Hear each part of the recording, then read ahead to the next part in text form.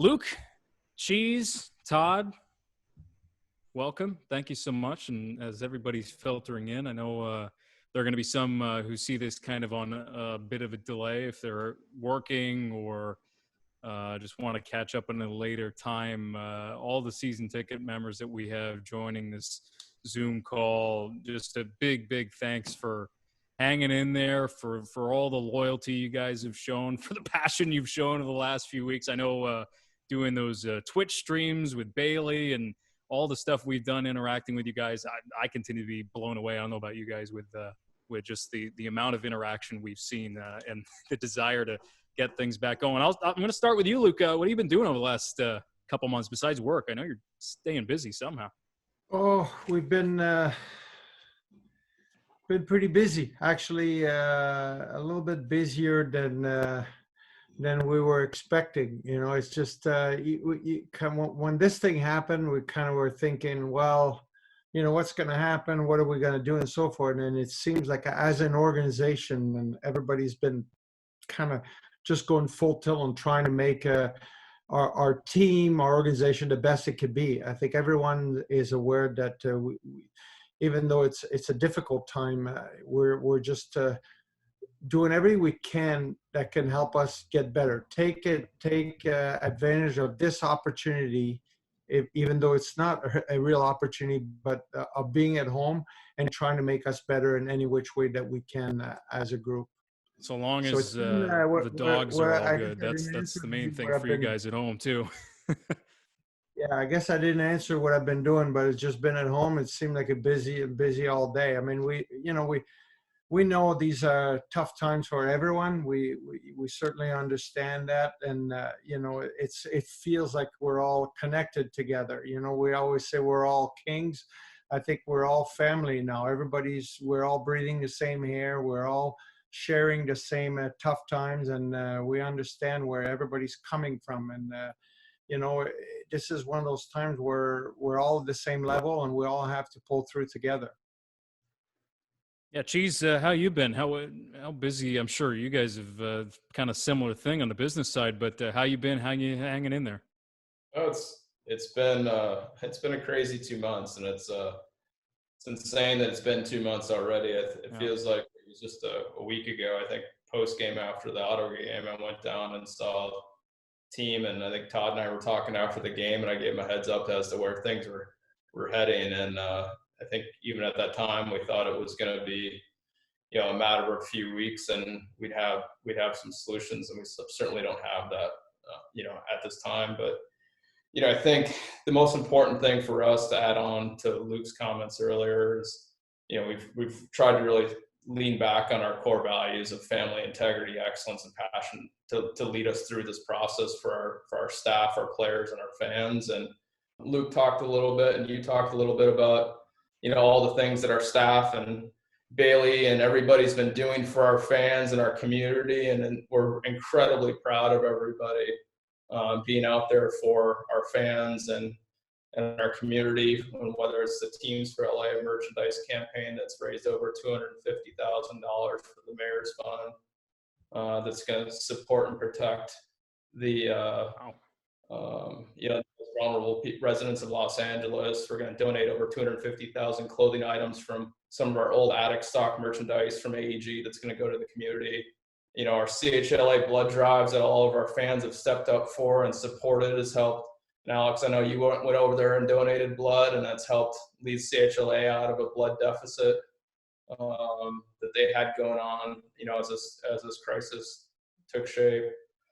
You know, we've built out the Learn at Home initiatives around the Kings Care Foundation, and we've got over 350 kids in our Royal Readers program learning at home, which is really cool, supporting our families through that process. And thus, those of us that are parents know how difficult this time has been to keep our kids occupied and doing Zoom school and all that. And, you know, on top of that, our players and our organizations really stepped up. I think our players have done over 200 media requests in the last 2 months, which is like Stanley Cup level accessibility, and doing a lot of really cool things from, you know, Cal Peterson and Carlin doing Zoom chat last week for our season ticket members, to an event like this for season ticket members, to my favorite thing was watching Jarrett interview Matt Green, Jonathan Quick, and Justin Williams about I the remember 2014. that. Yeah, that was good. That was awesome. So it's just been really interesting to go through this time. I think we're seeing some transformational things in sports in terms of accessibility, and I hope when we come out of this, we can continue to live by those standards. I've got a lot of stuff that I've got to kind of ask you too, but I want to chat here with you a bit, Todd, as well, and see how you're hanging in there. I don't know about you. I think back to March 11th quite a lot, and just how weird that day was, and how weird it is that, like Cheese said, we're 2 months in from this. But how are you hanging in there? Well, I'm hanging in there well. I'm like anybody else, a little bit frustrated, and got a little bit of cabin fever. I'm ready to get out and start doing things.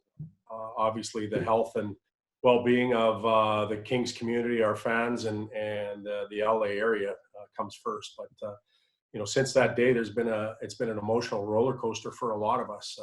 As Kelly and Luc both mentioned, we thought it'd be short term and we'd get up and running again right away. So it was just a pause, and then that pause turned into longevity. And I'll echo Luc's comments. It hasn't been idle time. We've been quite busy actually as a coaching staff, interacting with players, reviewing, planning, and the planning part for us is as difficult as it is for the front office, for what Kelly has to do and what Luc has to do, because the variables that come into play change on any given day. We're in, we're out. We don't know where we'll be. What's going to happen with the draft. All of these questions, all of these variables keep coming up, and we continue to answer the same questions that Kelly and Luc are answering from players families. What are we doing? Where should we be? And when should we be there? And it's been tough, but it's been very productive. It's been an opportunity for us to do something we haven't done in the past, and we've taken full advantage of it. Yeah, I think for all of us to try to re-examine things. And again, thanks for the three of you for taking time out to kind of give a level set here. And I think over the next hour, we're going to try to be as fair as possible. And what's going on and what's not here. And I want to start with you, Luc. I mean, where do we stand? Are we in a position? I know, like a lot of fans, I'm on TSN's website every day, on Sportsnet's website every day, just trying to what news is coming out? Where do we stand in terms of returning to play? Yeah, first of all, if you want to be fair, we should talk about the fact that when Cheese mentioned that about teaching his kids, it's his wife doing the teaching, not him. Would be a lot of learning if I was doing it. Yeah. No, it's been weird. I mean, 2-3 weeks ago, we were hearing something. It seems like it's changing almost by the hour on the direction that the league will go. There's still no exact plan, except that everyone realized that we should play this summer. We all want to play this summer. Will it be just a playoff setup or maybe finishing the season? We're still not sure.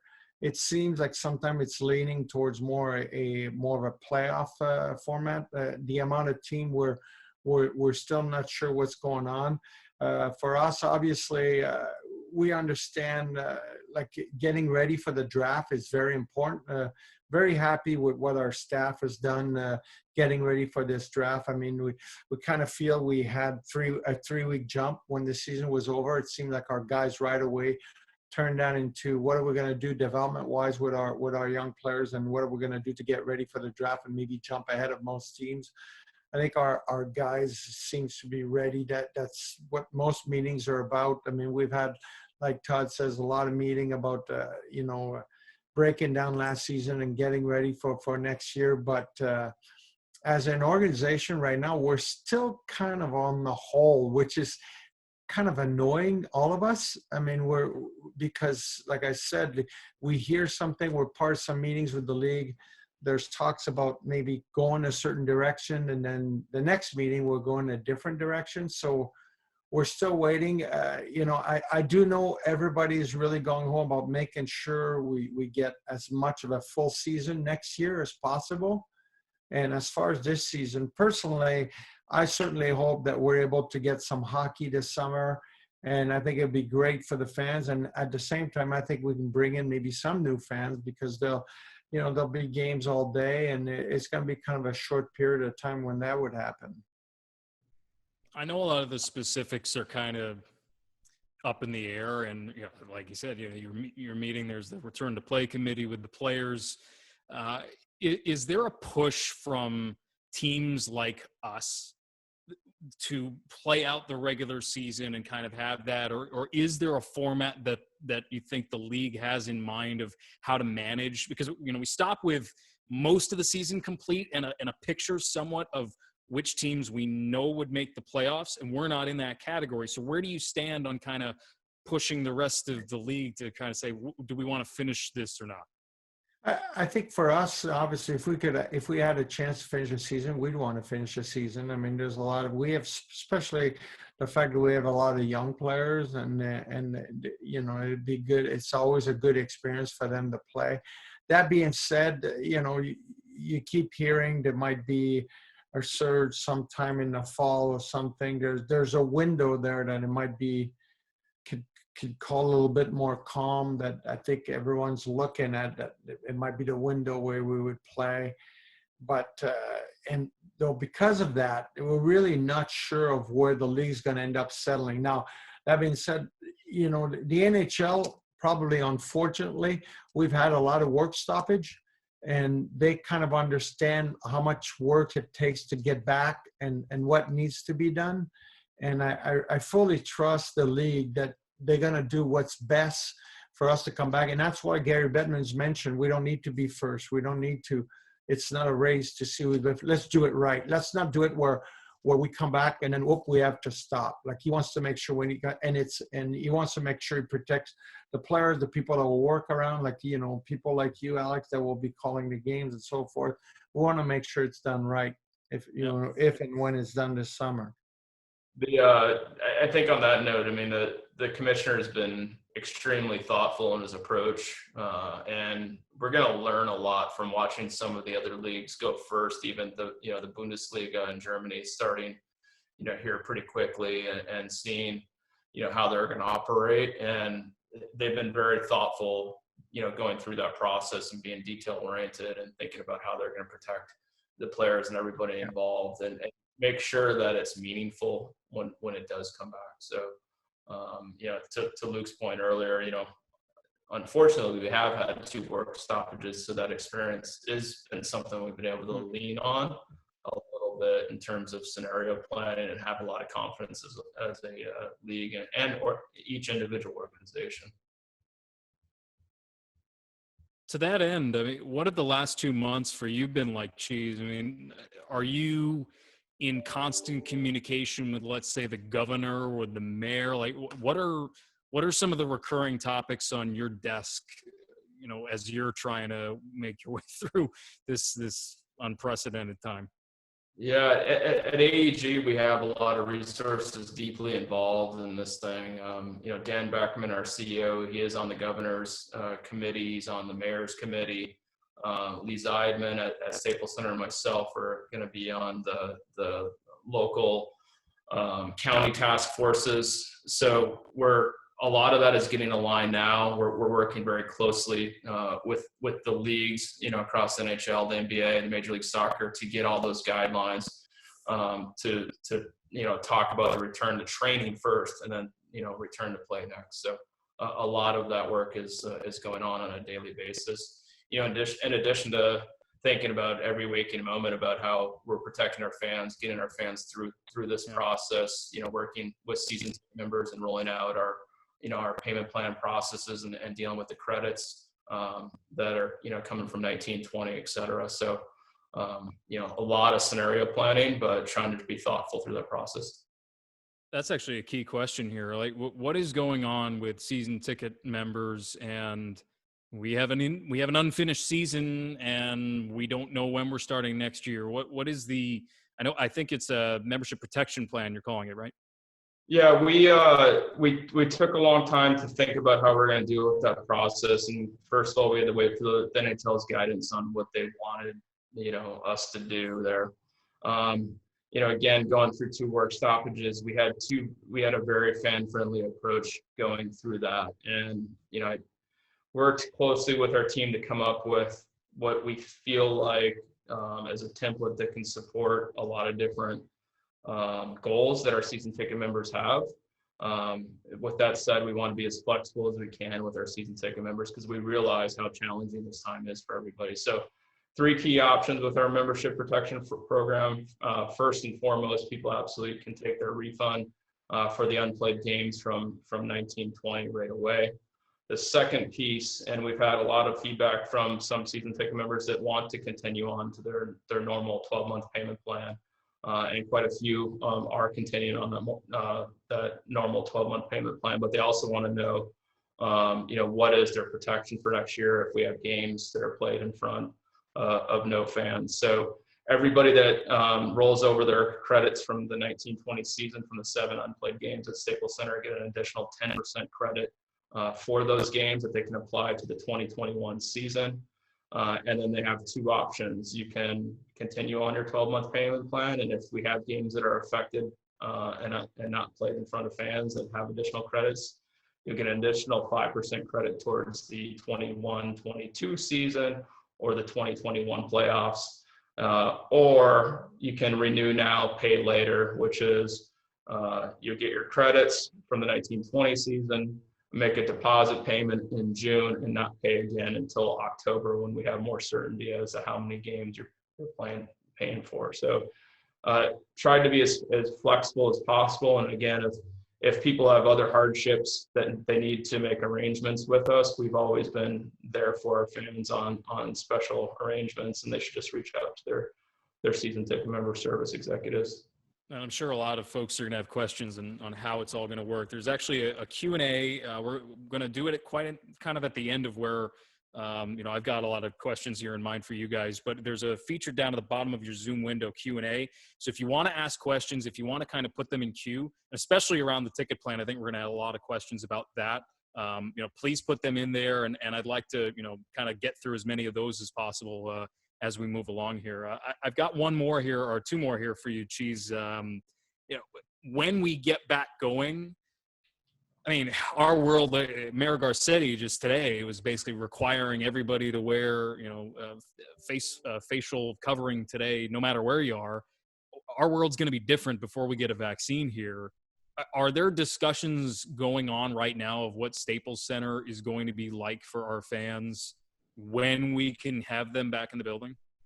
Yeah, absolutely. And you hit on it, and that, the mayor and the county department of health are going to help work every venue through that. But we're being very thorough in that planning process now. Lee Zeidman and his team are evaluating everything under the guidance of the CDC and the Department of Health, and with all the various leagues. But everything's getting evaluated from the points of entry and exit, how people enter the building through proper social distancing, seating areas, potential capacities, comfort for the fans, potentially looking at a cashless venue, ticketless venue, evaluating all the serving areas, how condiments are distributed, all the high touch points that need to be constantly cleaned, ventilation and air cleansing, with our atmosphere system at Staples Center that we already have, that helps kill various viruses and bacteria, and our Blue ecosystem does the same thing there. So we've got a lot of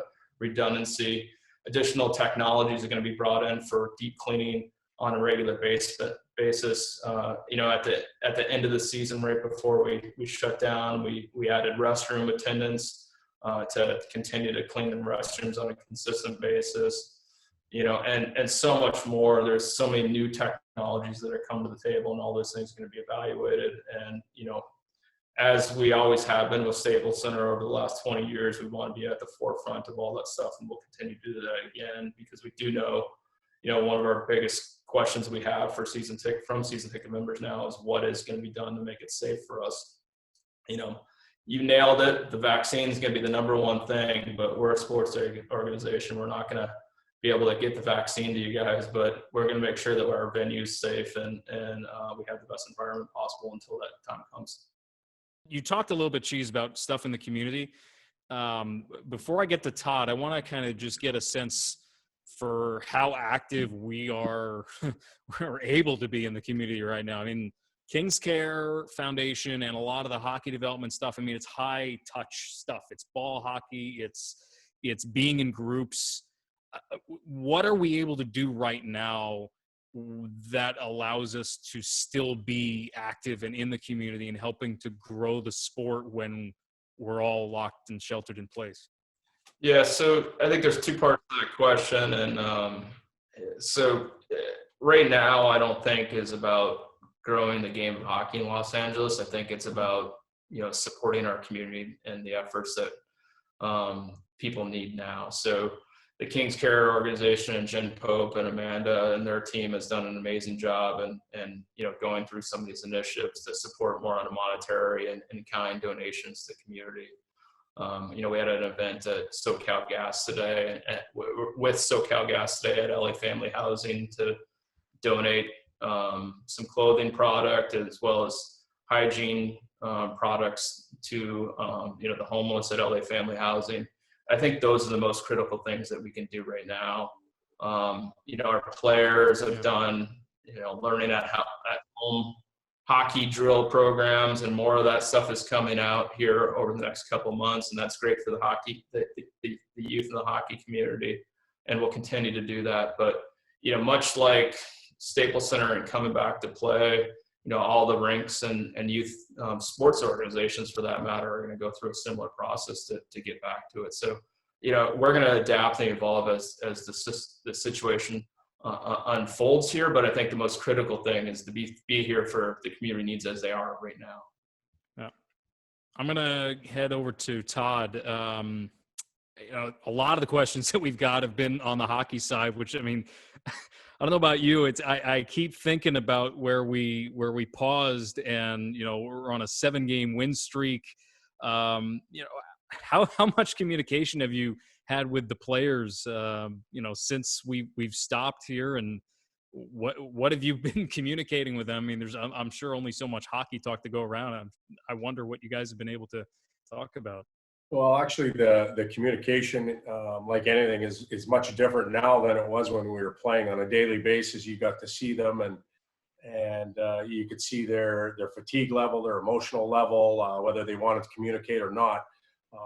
Now it's done the same way we're doing it right now, via Zoom, phone calls, text, whatever it might be. So it's distance communication, but I think the players are receiving maybe even more communication now, than they have in the past. When you look at the different entities that are involved with them, there's the NHL directly, there's the NHLPA, there's committees that have been formed to keep them informed. I know Rob Blake and I have been on different calls with them to keep them up to date. Their agents are giving them feedback on what might be happening and what they can do to prepare. And then more importantly, what are we doing as an organization? And we have different individuals in different areas that are in contact with the players at all points. The assistant coaches have different roles and take care of different areas. They've been in touch with the players. I've spoke to numerous players or texted with them. Ran into a couple on my walks here in the South Bay. Most of it is just checking in with them to make sure they're healthy, that their families are okay, and that they're safe. Over and above that, we're sharing any information we get from the NHL upper management, Kelly, Luc, and Rob. The trainers are daily communicating with each of them, getting wellness checks. Our physical trainers are interested in temperature change and everything else that goes on in real life. Forget the virus itself, but in real life. And the players report daily to our training staff. And the fitness people that we have involved with our organization have done a really good job. They have 2 programs going right now. One is a program where we'll continue to play, and they have to maintain a certain level of fitness, but we're trying to blend it right now with a potential summer program, which is really unique for this time of the year. Normally the players themselves take a good chunk of time off and let their bodies rest. and then get into some heavy lifting and strength building. Well, they've got to maintain what they had in the past and be prepared to go. So kudos to everybody involved in our organization for communicating with the players. But I think the call they're all waiting for is when's this going to be over and what are we going to do? Exactly. And we can't make that call yet. Yeah, Hannah actually asked a really good question along those lines. How are these guys staying in shape? I mean, especially if they don't have home gyms. I know a lot rely on Toyota Sports Performance Center and our facility there for weightlifting and all the other machines that we have. How are these guys staying in shape at all? Well, that's Hannah. That's a great question. It just goes to show how much the hockey world, the sports world, has evolved over time. When Luc and I played, and we both have a little bit of gray hair, so that's a long time ago. We weren't as fortunate as these players were to have fitness and skill instructors or anything like that. We trained on our own. Some of us lived on farms. Some of us lived in small towns, and we found ways to train and to get ourselves prepared and ready to play. And that's where we're going back to. I know there's individuals on our team. I think Gabe Velarde has transformed an old barn into a gym. His dad's helped him create a fitness center in there, so he's able to stay in shape. I've seen some of our players run and jog in the community here in the South Bay. But if this wasn't happening, there's no doubt they would be at our practice facility with numerous coaches around them, pushing them and measuring their results. There's a lot of responsibility put on each of those individuals, each of those athletes right now, to maintain their professionalism and find ways to get it done. If we do start, we expect all of our players to come back in as good a shape as possible, both mentally and physically. Here's one from Susan. Have most of the players remained local, or have they gone home? Have we seen anyone go to Europe? Well, fortunately we live in such a great area here in the South Bay. There's a lot of families that do stay here. I think anybody that had children in school continue to stay here. And larger groups or larger families, we're close to real good medical staff. We did have some individuals leave and went back to Europe to spend time with their families. The North American younger players, they scattered a little bit and went home to their environments. Everybody's safe, everybody's healthy, and everybody, from what I understand, is training. So they're ready to go, and they're ready to come back to a great area here in the South Bay. Susan had one more for you, Todd. Are you in favor of this idea of a June draft? And regardless of that, how active are you in communicating with the front office right now on trying to figure out our draft choices going forward? Well, as far as being in favor of it, it's a tough time for everybody. And there's a large chunk of our league. We have great leadership at the top, and they may see a need for it and a want for it for a number of different reasons that maybe haven't even been discussed publicly yet. As far as our team goes, we're preparing for both scenarios. Luc, Rob, and the rest of the staff, as Lucky had mentioned, they've done a really good job in preparing for the short term, and that may mean an early June draft, or for the long term, and that could push it back later than what it normally is scheduled. But in any case, we'll be prepared. Rob and his staff have asked some of the coaches to be involved at a small level. I think it's dangerous when we cross lines and watch individuals play on video for 2 or 3 games and then make real strong opinions. We answer questions when we're asked. We look at certain scenarios that they'd like us to look at. But then, quite frankly, we get out of the way. We let the experts do what they do. They've been watching these players for not only this year, but for the past few years. Our staff has done endless amounts of research on character control and leadership qualities, stuff that you can't always see on the ice. And as coaches sitting here in my office watching 10 minutes or 20 minutes of video, we don't get to partake in that. So we answer questions and then we get out of the way and we let them do their thing. Yeah, I think, when you think about it, you almost feel for the kids that are being drafted. For them, if they have to wait, whatever, the end of August or next September, that's when you almost feel, you feel for them because this is the one thing they've been waiting their whole life. I think as an organization too, like our group has done such a good job at helping the development of those young players. So for us, if the draft is in June, I think we would have a jump on helping them further their career a little bit quicker. So we'd like that, but like Todd says, we're ready. If it goes further, we'll probably have an advantage because we'll be able to do things we've never done. And if it's in June, our guys are ready. Yeah, it's weird for us, I think, because we don't have as many trades active, if I recall, Lucky, that require conditions that might be impacted by a change in the draft. No, we're all set for that for us. Yeah. So it's probably a little bit cleaner for us. By the way, and just a reminder, that Q&A feature down at the bottom of your Zoom window, please use it. We want to kind of get as many questions in here as possible. I've got one more kind of before I open it up to all Q&A questions here, Todd, and I think it answers a couple of different questions here. But after year one, A, where does the rebuild stand? And B, is this team where you thought it would be after your first season? Good question, Alex. We've been able to reflect an awful lot, obviously, with the pause, and during that time, we've looked at individuals' progress, we've looked at groups' projects, so whether that's the defensemen, the forwards, offensive play, defensive play, and obviously had a chance to reflect. I remember coming and getting the job and sitting down with Luc and Kelly and Rob and the plans laid out, and when I look back now. And where were we on the road at that time, and where are we on the road at this moment? I think we've made progress, and there were 3 goals that I, as a coach, wanted to attain at training camp and establish during the year. The first one was reestablishing what was acceptable as far as standards go, practice, game, competitiveness, the way we carried ourselves, both in wins and losses, and I think we've checked that box off to this point. But the responsibility of maintaining that and pushing it moving forward is going to be immense, and we're not going to let anybody off the hook moving forward. So check that box off. In my opinion, to this point, we wanted to create some structure in our game, and much has been talked about changing the way we play and maybe adapting the systems to a little more quicker, maybe hopefully a little more entertaining as we get going forward here a little bit more. And I think the streak at the end was an indication of players starting to buy in and understand it a little bit more.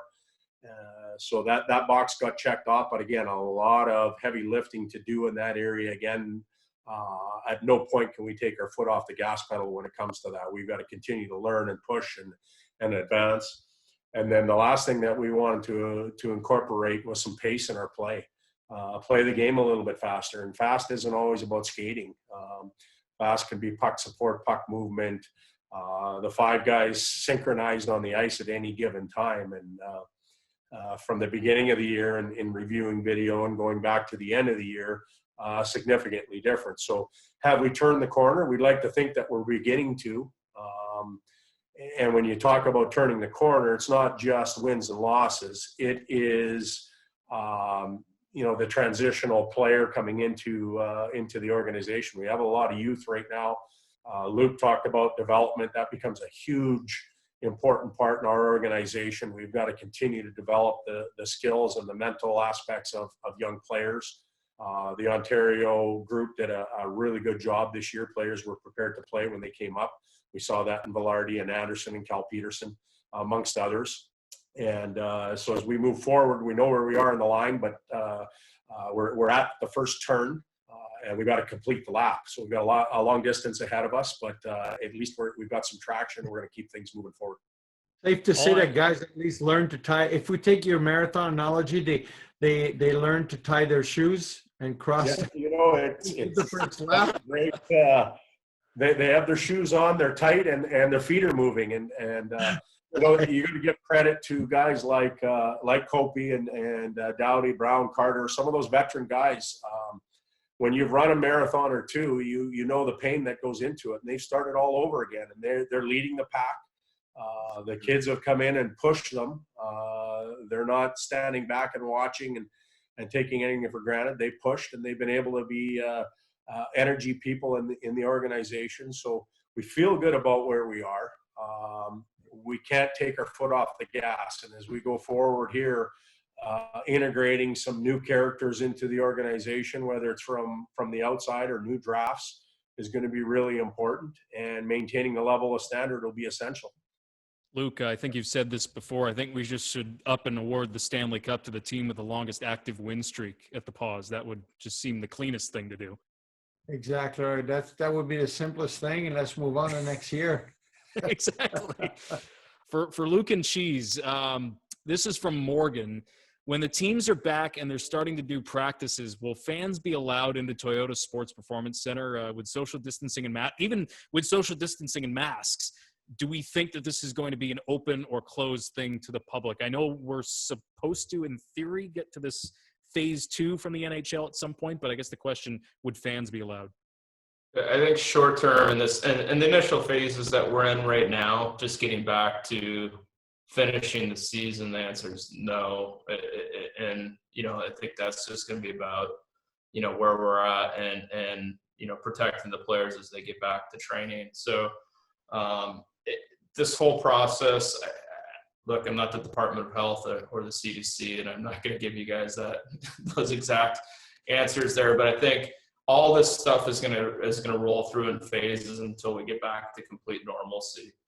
And our goal would be to get back to, exactly that stage where practices are open again, and whether, fans are wearing masks or not, I think will be determined, by, the health codes at that time.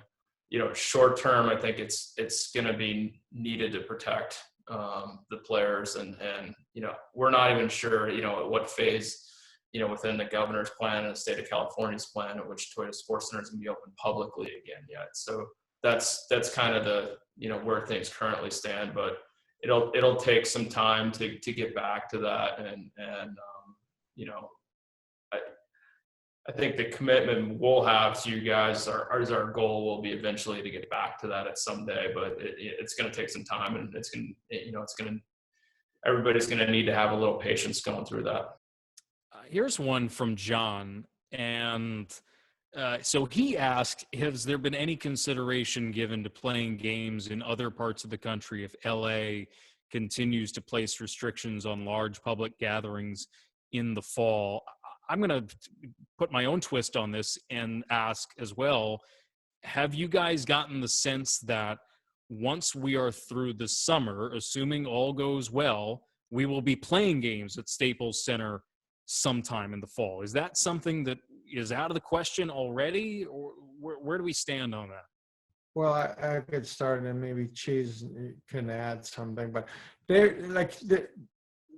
nothing like right now. I think the perfect answer is we don't know, But that being said, once the leagues start the 2021 season, there's full intention to play in each of our home buildings.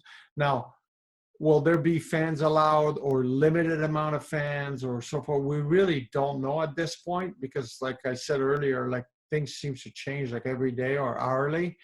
But I know the league is fully prepared, or is trying to prepare as best as they can do to play a full 82 game season next year.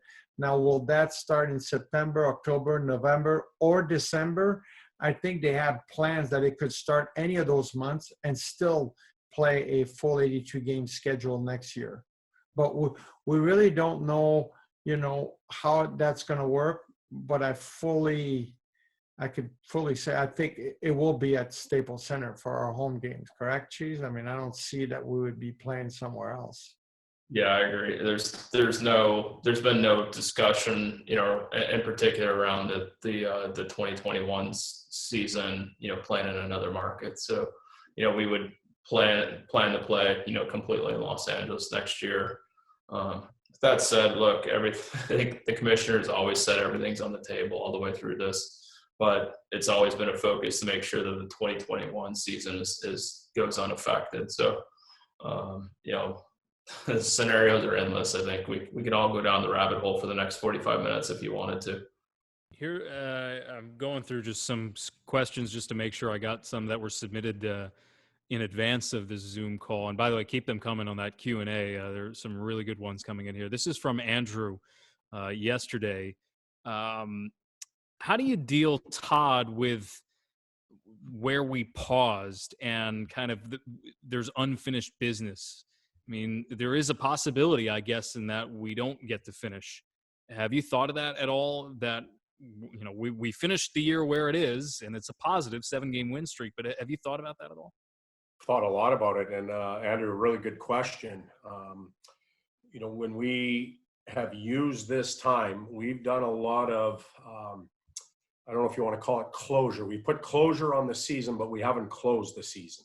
And what I mean by that is the evaluation has gone on as far as individuals play. So you could take Alex Iafallo. We've talked about his game, where he progressed, what we need more from him. How are we going to get it out of him? His relationship with his teammates, coaches. We've done video review in regards to his play. We've looked at his ebbs and flows throughout the season. We've evaluated his conditioning, what he came into camp at, what he left. There's so many variables that go into a season's evaluation. We have a lot of that done already. Normally, when the season ends, we would sit down, Rob Blake and I, and we would review this stuff with the individual player. We talk about their season. We would talk about expectations going forward, how we were going to help them so that they could come back as a better individual player. And then we'd send them on their way. And throughout summer, we'd make contact with them, whether it was he or I, or somebody from our team, a fitness person, a nutritional type person, a mental skills person, would reach out and keep pushing them. We haven't had that meeting with Alex. We haven't had that meeting with anybody because we don't believe that the season is closed yet. And I think there's danger in doing that. If we did completely close it off and have that year-end meeting and then called the players back, I'm not sure that we would have their attention anymore. Whatever happens from now till who knows when, if we're up and playing again, that segment of evaluation will get tagged on to what we've already done. We'll see their professionalism. We'll see what type of shape they show up in and how they carry themselves. You know, so that's really important for us to consider. There's been a lot of thought that's been put into it. So as far as the way we ended, we're really happy with the progress we made, especially in the second half of the year. The synchronicity of the team, especially after the trade deadline, bringing some young players in, was something that we're really happy with. I've been asked that question many times. Where, you know, what are you happy with the most? Is it the power play or the penalty kill? I'm happy about the whole. The way units played together, the way they were synchronized, and the way they reacted to structure. It wasn't easy for anybody because players came from the minors, they came from other teams, but they quickly adapted and we came together quite fast. I've had a couple of questions come in for Luc and Cheese about the Ontario Reign, and their season just got canceled. What's going on with them at the moment? Well, I think with the Ontario Reign, we kind of knew this was coming because they as a league, they really relate on the crowds coming in. I think they were talking about, but the commissioner Dave Andrews was waiting from a word from the NHL to make sure everybody was working together. And at some point, they just decided to announce it. We kind of knew that was coming a little bit before. As far as next year's concerned, they're waiting to see what's going to happen. When can fans get in the buildings? From us and from teams like us and Anaheim, all the Pacific Division, we're gonna wait and see what the situation is. We understand we want our young players playing games and we want to work on their development. So if there are no fans allowed, we might play a different kind of format. I mean, but it is wide open. As far as the Ontario staff and the players, I mean, our entire development staff, the coaching staff, Rob Blake and his staff, they've talked to all the players, and Darren Abbott's been talking to his staff. Cheese has been involved, myself, and making sure everyone knows what's going on. And but from a business standpoint of view, I think probably a month and a half ago, our staff was already preparing for this. It was not like a surprise. Yeah, and I hope that we can get fans back because that's a league that is so dependent on gate revenue. Oh yeah, and it's a lot of fun to see those games. I think people that Yeah. want to see those games this year had a good time. So I'll get back to that. Yeah. Cheese, how is Robert Gottfried asks, how is this affecting the planned renovations at Staples Center? Yeah, good question, Robert. Everything, unfortunately, because of the timelines being completely uncertain and the accessibility to, workers and getting that, based on the phases where we're at, all that had to get put on pause for now. So, it's one of the unfortunate outcomes of this whole thing. But yeah, we're gonna be on pause for probably at least a year for the time being, just because you can see like you need a number of months to complete these renovations, and you can already see the rollover effect if the seasons aren't starting until December of next year. The off seasons are even shorter and compressed, so we're gonna have to wait it out before we're able to relaunch it. But rest assured, we're still committed to getting to that point. But it is going to be paused for a bit of time, which is a big disappointment for us. And but we'll get there. We'll get there. Have there been, and maybe it hasn't been answered at least clearly from the league yet, but I want to know, has it been established? This is from Aaron. Is there a clear set of guidelines and benchmarks that the league is working with right now to being able to bring guys back, or are they still in discussion about this? I would say there's still in discussion about it.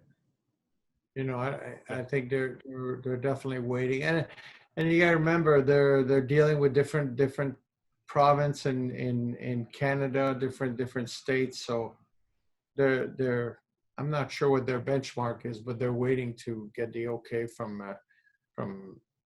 the government, and they're making sure that if they start practicing, you could do it in each state. I would say they've worked very closely with all the teams, even understanding in each one of our local markets what the local governments are saying about access to our facilities and when that could happen. So, they have organizing 31 as one is a bit challenging. They've worked. It's been well publicized. They're working closely with the Return to Play committee on what those guidelines would be, and all the doctors across the league as well as the league doctors. To set those guidelines. So it's getting close in terms of just like that phase one, getting the guys back to the facilities. But it's going to take some time to get it all organized. 31 is one. All right, we got about 10 more minutes here. I want to get as many questions as possible. Here's one for Todd from Ellen. What is your goal next year, or a milestone that you're looking to set? I mean, every team wants to win the cup, but what's a milestone that you're looking for from the group next year? Well, we've got, as I mentioned, we've got to reestablish those standards again and hold them accountable, especially early at training camp. I think there's going to be some challenges for us. When you look at the time frame between when we finished and when we potentially could start, assuming we may not be involved in the playoff or restart, that's a long time without hockey.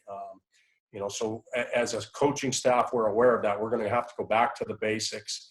We're going to have to reaffirm the way we want to play. We're going to have to make sure that the language and terminology is understood again.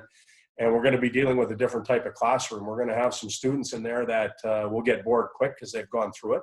And we'll have some brand new students. We're going to have to blend them together. So we're going to have to be aware of that. We're going to have to keep players challenged. Perhaps training camp's going to go by a little bit quicker than it did in the past because of the condensed time. We'll have to be prepared for that as well. But as far as team goals, we obviously want to build off what we had at the end of the season, that momentum that we created. And we talked about turning the corner. We're becoming a younger team that's trying to introduce more skill. So hopefully we see more of that in the lineup, which will lead to more offense.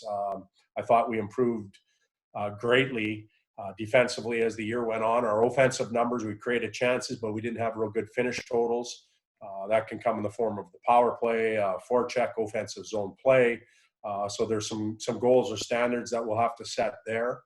And then it'll be about individual development and where are certain players at. players like Kopitar who've been around, they still have things they need to work on. And some of the focus will be there, and a lot of the focus will be at the youth entering the organization, and how can we adequately provide a good environment for them to continue to grow, so that as the future evolves, they'll be dominant players. And that's what it's all about. They have responsibility, we have a responsibility, and we're going to blend it all together. Here's one from Jeff, and I don't know whoever has the answer on this. Is there any schedule in place as far as more classic game broadcasts while we are waiting out the lockdown?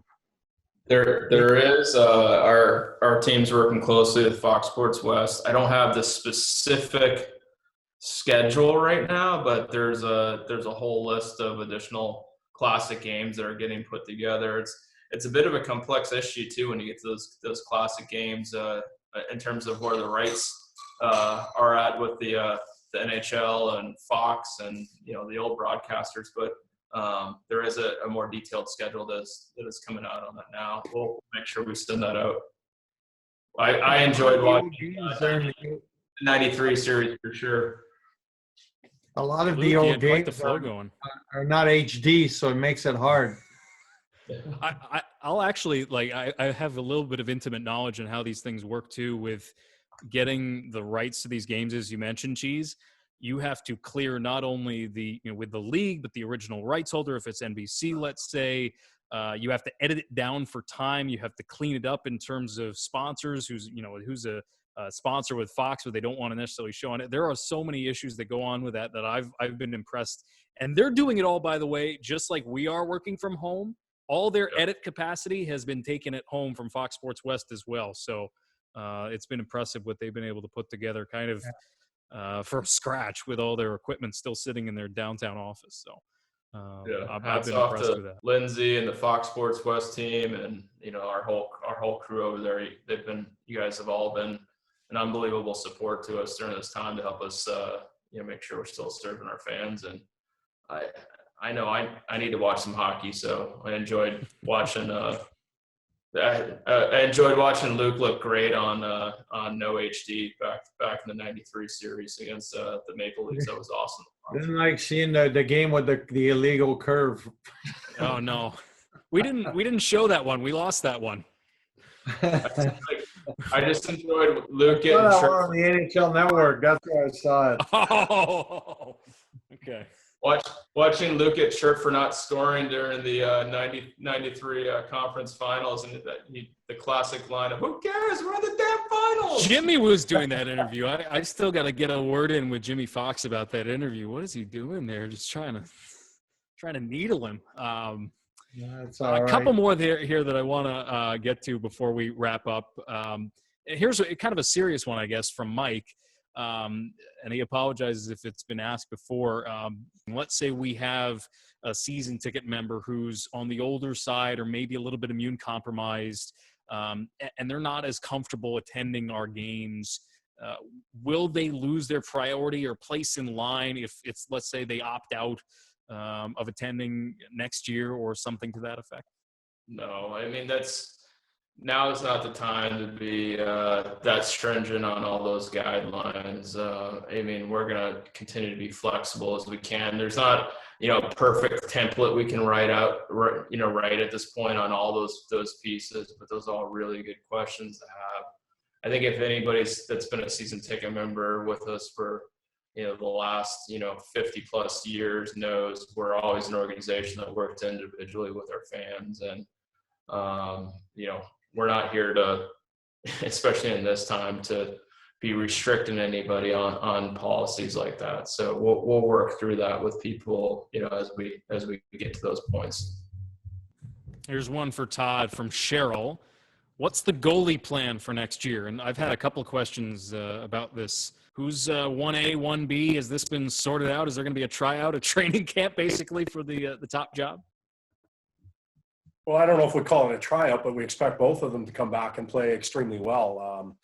From the time that Cal came up, he was outstanding. He looked poised beyond his years, and he really contributed to our success down the stretch. But I think that Quickie played a big factor in that. His game from Christmas on, or maybe even prior to that, was outstanding. His numbers would reflect that from that time frame. He was confident. He instilled a belief in the team, which is really, really important. And he was a real good leader for us. You don't often talk about goaltenders providing leadership, but his work ethic, his commitment to the team, and to getting it better was exceptional. It's as good as I've seen in a goaltender during my time in the National Hockey League. So we're quite fortunate to have two quality goaltenders at opposite ends really of their career. Not that Quickie's going anywhere soon. We think he's really valuable, but Cal's also entering, and the way they work together and with Bill Ranford's leadership, I think they're both going to contribute next year. I don't think any smart coach ever pigeonholes himself into saying, hey, you know what, Cal's going to play 41 and Quickie's going to play 41. We want internal competition. We want them to push each other, and they'll do that, and they'll both improve.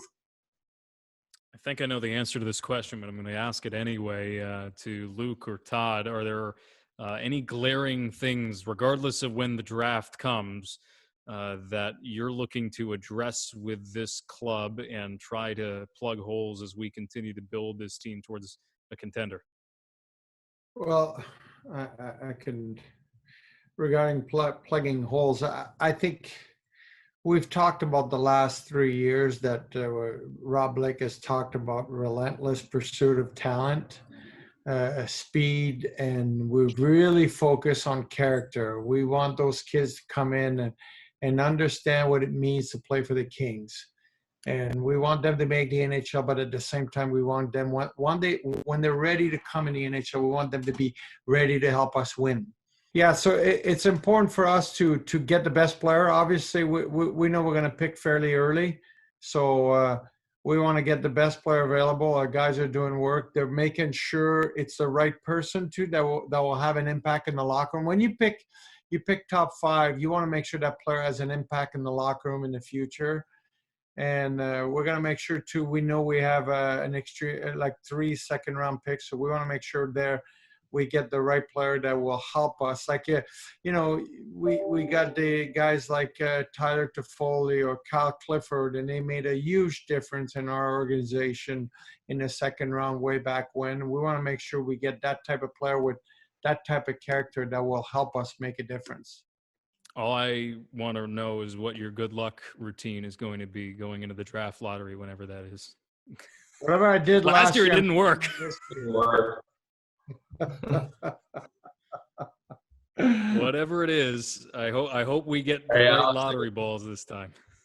I got some fresh news off the wire, Alex. I got the May broadcast schedule. So we got this just in from our PR team. We've got, this one's going to be a hot one for everybody. Bob Miller's final home broadcast on May 14th, and Coffee with Bob right at that time as well. We have the March 22nd, 2018 game where Kopi scored 4 goals against the Avalanche. That's going to be on May 21st.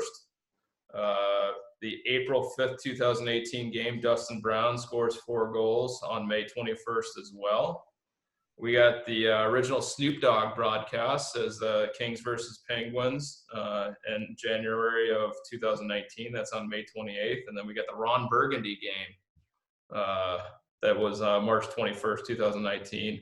That's going to play on the 28th as well. So we got a few classics. We got a few fun ones in there, and of course we've relived the both finals earlier this month, as well as the parade. So yeah, that's hot off the presses for you, Alex.